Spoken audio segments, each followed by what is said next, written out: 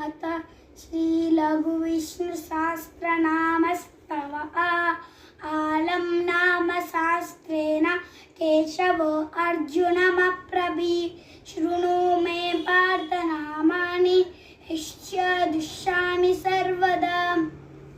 केशवः पुण्डरीकाक्ष स्वयंभोर्मधुसूदनः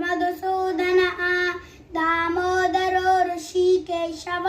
पद्मनाभो जनार्दनः विश्वक्सेनो वासुदेवो हरिर्नारायणस्तथा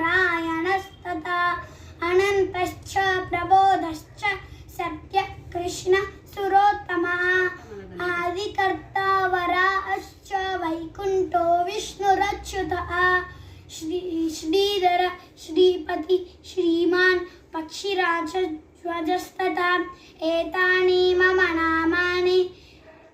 विद्यार्थी ब्राह्मणपटे क्षत्रियो विजयस्यर्थे वैश्योधन समृद्धये न अग्निराजभयं तस्य न चोरात्पन्नगाद्वयं राक्षसेभ्यो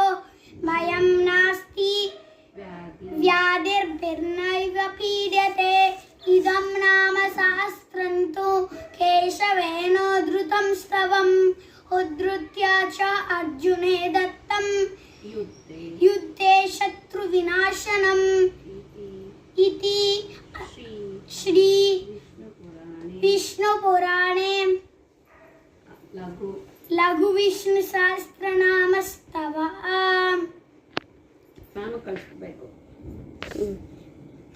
ಮ್ಯಾಮ್ ಕಳಿಸಿ ಅದನ್ನ ನಾನು